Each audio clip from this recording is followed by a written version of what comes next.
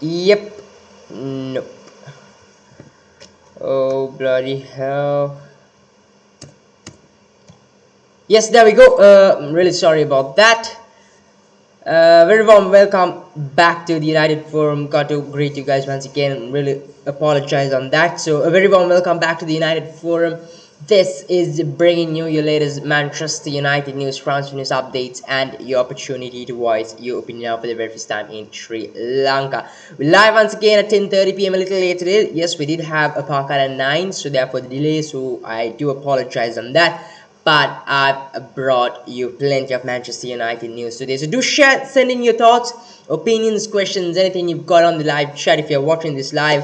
And if you've got any other opinion else as well, if you're not watching this live, you do watch it later on, do send in your questions or in fact on the comment section. You can drop us a DM on our socials as well. So let's start off straight away. Yes, as you did read the caption, as you did read the thumbnail, Lisandro Martinez is officially a Manchester United player. He is a red paperwork signed. We said all the problems with the visa and everything you could ever ask for is all done. He is officially announced as Manchester United player as well. A decent announcement video by Manchester United. And yes, his jersey number has been unveiled as well. Lisandro Martinez is the new number 6 for Manchester United, which I think is quite deserving for him as well. He is a very hard-working player. We've seen what he has done at Ajax, and I do think he deserves a number around that. Yeah, definitely below 11, because for me he does seem to be a starting player, and it's fresh to see someone as Lisandro Martinez get that number 6, but in fact number 6 jersey. And it'll be interesting to see how things do go with him. You know, people criticizing him for his height already, which I actually don't think is a problem. Messi too was quite the short guy when he did start his career at football. People made fun of him, and now look at where he is. And I do think Lisandro Martinez too could be as good as a player or anyone could think, because his height is definitely not going to stop him from his passion, from his charisma he has towards the club, from the hard work he is going to put in, and the brilliance he's going to bring in for Manchester United. So I definitely do think he could be one of the best defenders in the Premier League, and if not the Premier League, definitely in the world. Moving on from that, so that's an official deal. Yes, I did not post that up on Instagram. I just wanted to cover that up on the show tonight as well, and that is why I did not actually post it on Instagram. But let's move on from that. Christian Eriksen is also an officially a Manchester United player. I know most of you guys have been waiting for that announcement video as well, which did come before Lisandro Martinez, and I do think that it's also quite a decent announcement video for a player as well. I think yes, it's subtle, it's simple, it's nice, and yes, it's good to see, good to listen to, and I definitely do think it's a good announcement video. It's up there among the announcement videos United have been having in the recent past. But yeah, and yes, Eriksen will also be wearing the number 14 jersey, which was vacated by Jesse Lingard, who has now joined Nottingham Forest on a permanent deal for a season. Is what we have known. Yes, the deal is signed as well. He is there in Nottingham Forest, the new TikTok star for Nottingham. Hopefully, he doesn't turn it into an actual Forest over there. So yes, wishing him all the best. But the new number 14 is very much Christian Eriksen indeed. I definitely think he deserves it. I actually was a little curious to see what would actually happen with Eriksen. Was he going to get 18? Was he going to be 14? Was he going to be 21? So it was quite an interesting, fingers crossed, a nervous time to see which jersey number he would get. Yes, it is 14, which is vacated by Jesse Lingard. And if you have not been knowing as well, Bruno Fernandes is the new number 8 for Manchester United as well. Number 12 is for Malaysia as well. If you have not known, that's just a small update to you on that.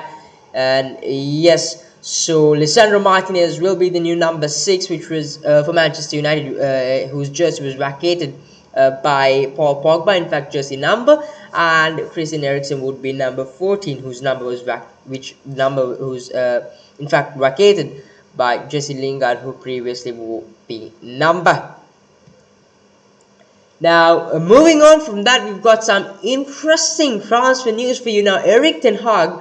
Now, this did come today as well. A few sources coming out and saying that Erik ten Hag wants 4 more signings for Manchester United, and he says that if Manchester United are to be up there among the other clubs, United need at least another 4 signings this summer. So yes, that's happy news for us United fans. Good news, because we are eager to see United spend money and buy some good players, do a bit of transfer, do a bit of transfers, do some good transfers. United have been craving for transfers that have been, benefiting us on the long term as well. Someone like a Bruno Fernandes and a Jadon Sancho, not a Di Maria or a Memphis Depay. So, or a Depay in other words. So yes, United need a few signings definitely. Ralph Rangnick in his tenure did say that United need at least another 8, 9 to 10 signings, and Erik ten Hag has definitely indicated he needs at least another 4 signings in order to get United up there. And I do think what he says is quite fair, because Manchester City is up there. They've already had the quality, and they're adding quality to the quality they already have in Erling Haaland, Calvin Phillips, and Marco Kurilla, who is also requested for a transfer from Brighton and seems to be very likely to move to Manchester City. We've also seen the likes of Spurs getting in 6 signings done, Liverpool getting Darwin Nunez, and Chelsea also are trying to get a few deals done over the line as well. It's just that a few players are rejecting them, but United haven't really been moving on the market apart from Christian Eriksen, who has been a free transfer, and Lisandro Martinez along with Tyrell Malacia. I do think those 3 transfers are good transfers, yes, but I do think we need way more transfers. Definitely a right back. United definitely need another striker as well, a defensive midfielder. So plenty of transfers to get in order to get United up there as well. So yes, plenty of updates. Now starting off, I'll start with Denzel Dumfries. Now, Denzel Dumfries is being linked to Manchester United. Erik ten Hag, like I once did tell, as well, is a long admirer of Denzel Dumfries. He would love to have Denzel Dumfries at Manchester United. He wanted him at Ajax as well once upon a time. Unfortunately, it did not work out. He moved on to Inter Milan later on, if I'm not wrong. Yes, he did move to Inter Milan, and then yes, he is still in Inter Milan. He was in PSV though before that, and then he did move on to Inter Milan. And Inter Milan, in fact, do need to get a few sales done because of the financial situation they are in. And I really do think, Denzel Dumfries might turn out to be that next new thing for United, that overall right back. We've had someone like Gary Neville, you could say, and I think United have been, craving and desperate for a right back who is good on both defensive and offensive duties. And I think, yes, though in fact Denzel Dumfries is not the best of defenders, I do think he could do a decent job there. And with a coach like Erik ten Hag, I definitely think he can improve. His offensive qualities is of no question. Definitely he's up there. We saw what he could do in the Euros as well as a young talent. What he did for Netherlands, he did help Netherlands quite a lot and did play a crucial role in that tournament as well. So definitely his offensive qualities, no question on that. But defensive, yes, a little, I wouldn't say suspect, but he is quite decent, and I think would provide good competition to Dalot. And now, mind you, this signing would happen only if Aaron Van Bissaka is being sold away from Manchester United. So he is still at United. United would, in fact, are ready to sell Aaron Van Bissaka if a good offer does come their way. And as of now, there really isn't any good offer. But I really do think if United make it clear that Aaron Van Bissaka is for sale, we definitely can get some cash in there. Could you excuse me for a while? Oh dear.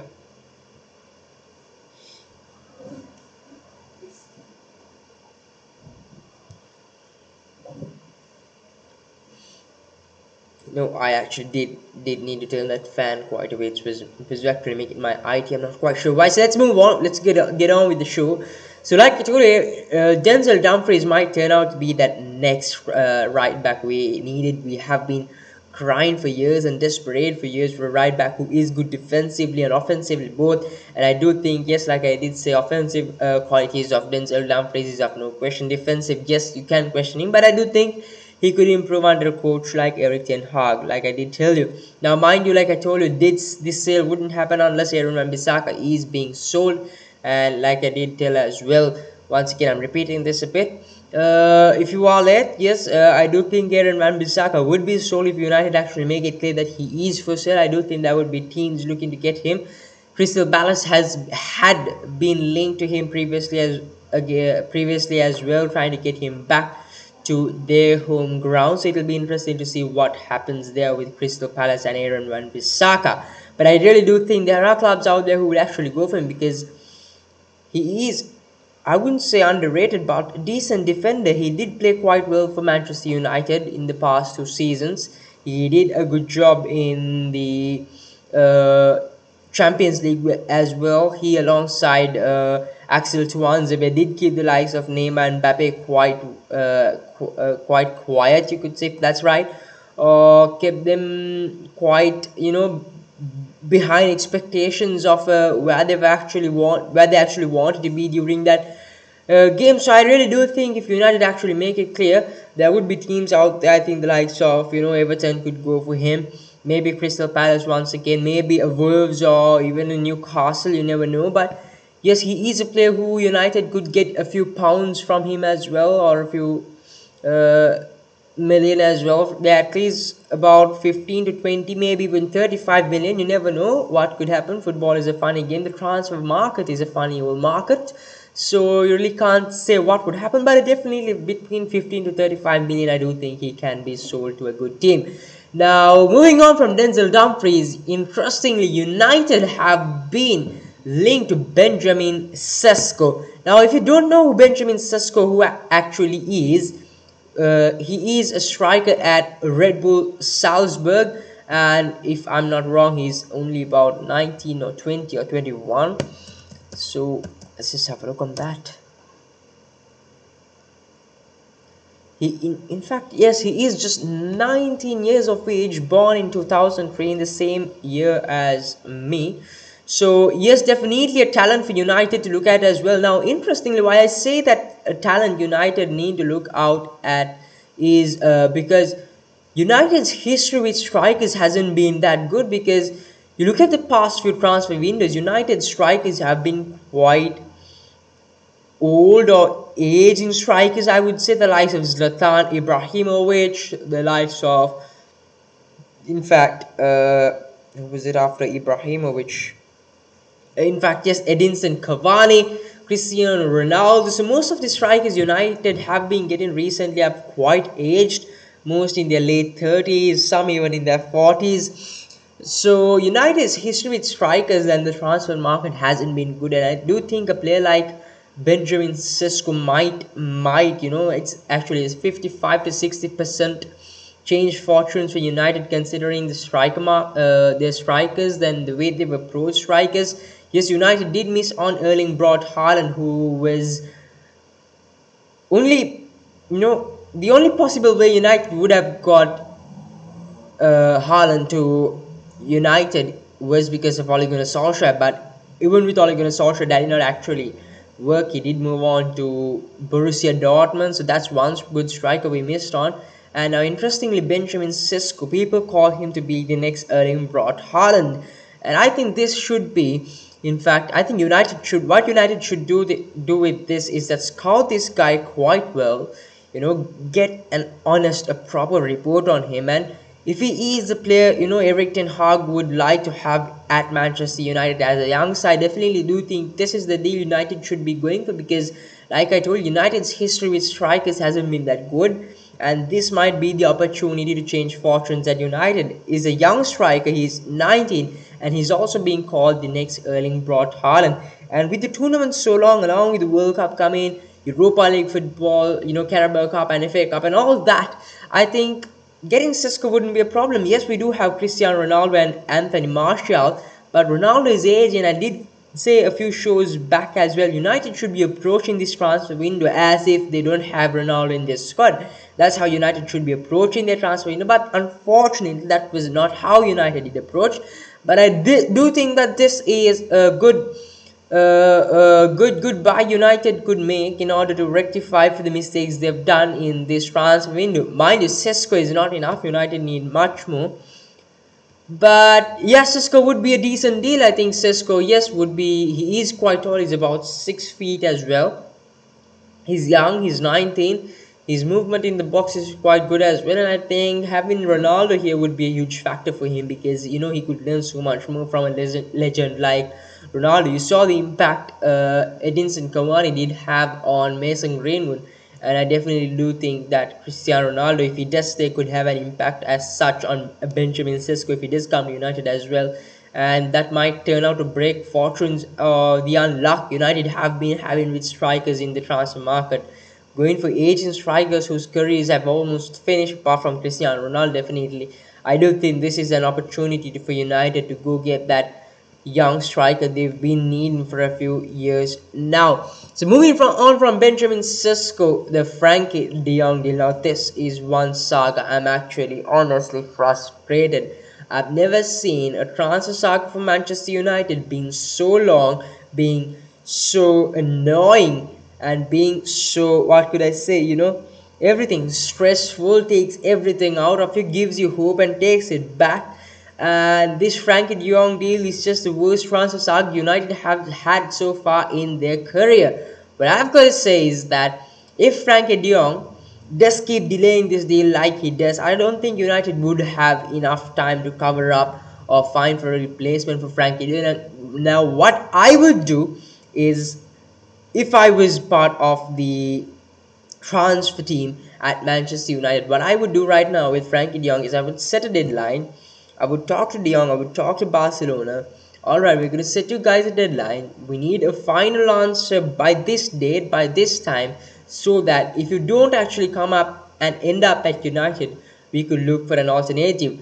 Now, as a United fan, what are the alternatives you would have for Frankie de Jong? Now, in my opinion, one alternative I would go with my eyes closed and get is Declan Rice, because I do think United, yes, not just me, but almost everyone knows that United have been crying for a defensive midfielder for the past 4 to 5 years. We have not replaced Ander Herrera as well, so I do think we need a defensive midfielder. Definitely, getting him a defensive midfielder is quite difficult at the moment as well, with the market quite dead for defensive midfielder and strikers, because we did miss out on Bissouma. We're not actually going for Neves. Neves isn't a complete defensive midfielder, I would say. De Jong doesn't seem to be coming. Babacar Kamara was a good opportunity. United missed out on that as well. So I do think United need to go for defensive midfielder. And a defensive midfielder of Declan Rice's quality, I think, would be a huge transfer, not just for the not just for Manchester United, but also for the Premier League. And I do think if United don't actually go for De Jong, I do think United should go for Declan Rice and then maybe look for alternatives on other positions if we do have the budget for it. Now, I know that Erik ten Hag has demanded for 4 signings, but I don't actually see that happening this late in the window, and I don't actually think, the Glazers being Glazers would fund for such a, transfer windows already, with it considering it's just the first season of Erik ten Hag. I know you need to be backing your manager, but the Glazers just don't do that, and doesn't really make sense in a Glazer point of view to be making 4 signings at this time of the transfer window. So moving on from the transfer dilemma behind Sesko Dumfries and also Frankie de Jong, we've got a small update on Manchester United. Now this, in fact, is from the Telegraph Dhaka, and this is regarding Benjamin Sesko. Now, Telegraph Dhaka, this is the source. In fact, Telegraph Dhaka, what they say is that Salzburg are looking for 55 million for Benjamin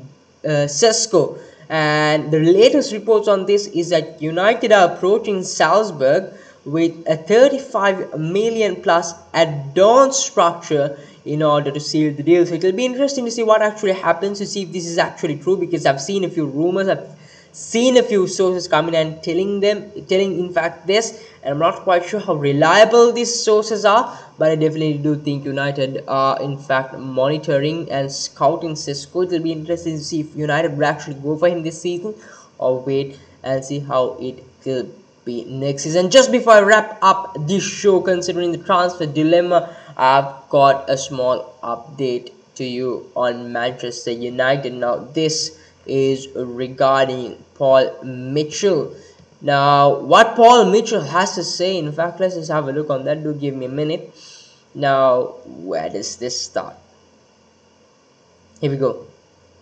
So Paul Mitchell has actually spoken up to the Republica. Now, what Paul Mitchell has to say is, I quote, on Manchester United, what Paul Mitchell has to say on Manchester United, I quote, it's a synonymously big club, isn't it? It has such a role and reach, and there have been some tough times there. It is sometimes hard to comment, and when you are not in fact in the internal and always understand in the context. Moving on to the next quote, I think context is important to measure what MUFC's situation as Manchester United's current situation is, but I think they do not need to get to the point of really putting down what Manchester United needs to be in the modern game. He also says we are a long time from the Sir Alex Ferguson era, which I think we all do agree on. Erik ten Hag is a top coach from Ajax, but they need a top blueprint, not only for now, but for the next 5 years, and work towards that. Sometimes on the journey, there are hard moments when you don't get the right results, even though you are doing the right things. You have to know that over that period, the consistency of the decision making will yield a good end result.